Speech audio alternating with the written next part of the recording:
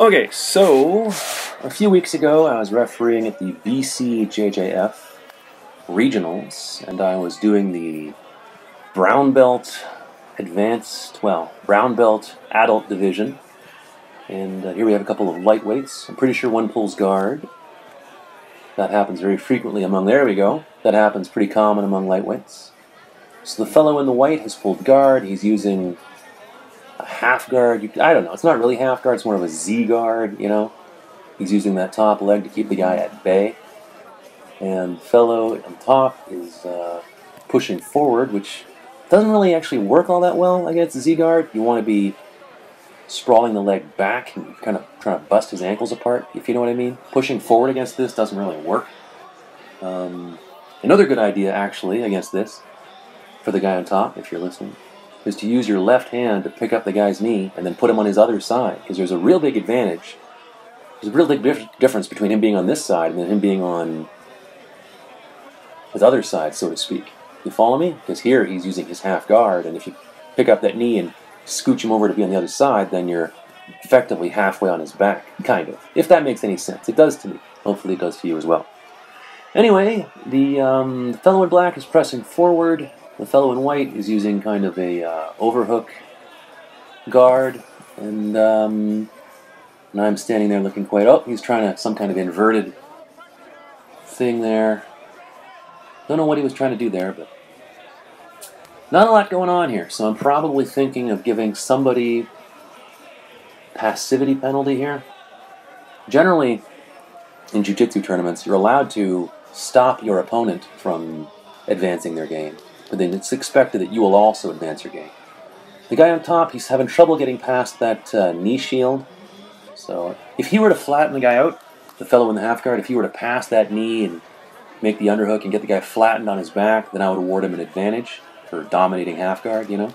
Because when you dominate half guard, it's considered you're almost passing guard, so to speak. And anytime you use the word almost, you award an advantage, you know? But the guy on top, he's not really dominating the guy on the bottom. You know, the fellow on the bottom in the white, he's not flat in his back. Looks like he's trying to work some kind of... I don't know what he's doing, actually. But he's definitely got his left knee still... Oh, yeah, he's working a loop choke there. He's got his left knee still in the party, and he's working a loop choke. And the guy on top is just there.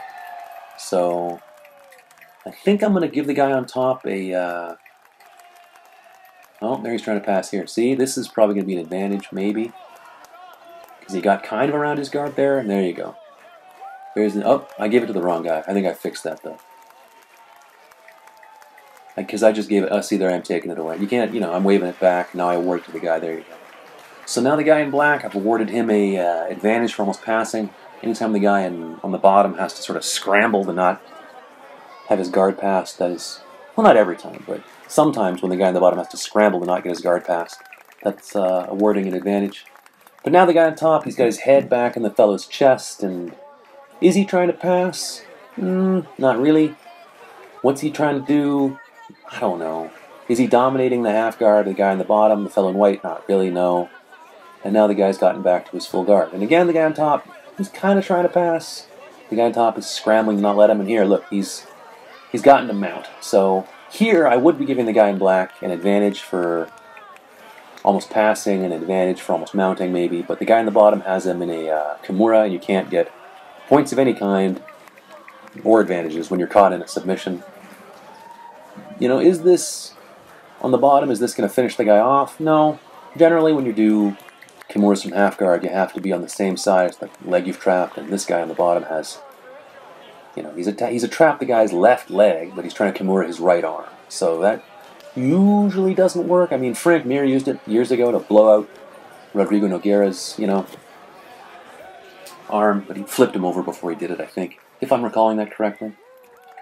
Anyway, we will see if the guy in the white is able to... Oh, no, you can see he's let go.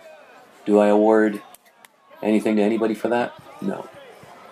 Probably, now that I'm watching this, I would give an advantage or possibly two advantages to the guy in black, because he was for a moment there past the fellow's guard, and he was for a moment there kind of mounted, so... But, you know, I didn't. But you'll see, and here he's trying to flatten out the guy in white, so maybe I'd give him an advantage for dominating half guard as well, but as I recall, other things occur in this match that would make, you know, any advantages or the awards thereof superfluous, so to speak. So here, maybe I would award an advantage to the fellow on top for dominating half guard, although I think I'm about to give him a passivity penalty for not trying much.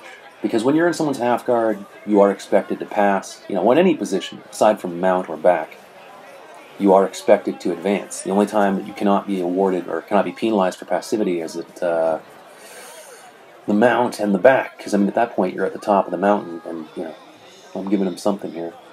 I'm talking to him. I'm gonna give him a passivity penalty here. I'm telling him he's got to, you know. So I'm giving the guy. I gave the guy in black there a passivity penalty. Probably should have given him an advantage or two there for almost passing earlier in the match, but yeah. And even here, when he's dominating the guy's half guard, maybe that's also worth an advantage. But then look at this. The guy in the bottom in the white, he's in his half guard, and that's a sweep.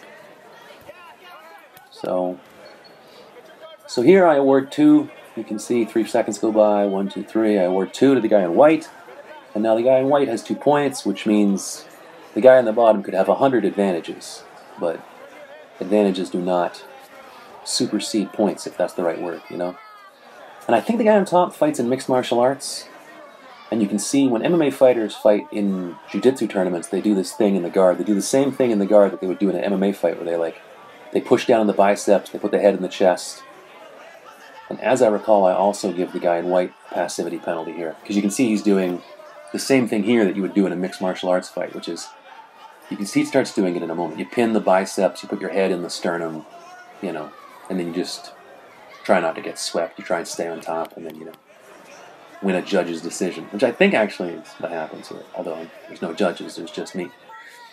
But anyway, when you're in someone's guard, generally you should, in my opinion, posture, well, unless you want to do the Sao Paulo pass where you crush the guy down. But you can see he's not doing the Sao Paulo pass. He's not doing any kind of pass. He's just putting his head in the sternum. And here, I give him a passivity penalty here. Yeah, I think I just gave the guy in white a passivity penalty as well. So now they both have passivity penalties. The guy on top has 2 points for that sweep. The guy on the bottom, I think I gave him 1 advantage for almost passing. Although I might have wanted to give him a couple more for almost passing, almost mounting, dominating half guard and stuff, you know. But this is midway through the day, and I've been refereeing kids no gi, kids gi. So by this point, my mind's pretty well cooked. But oh, I'm telling him he has to.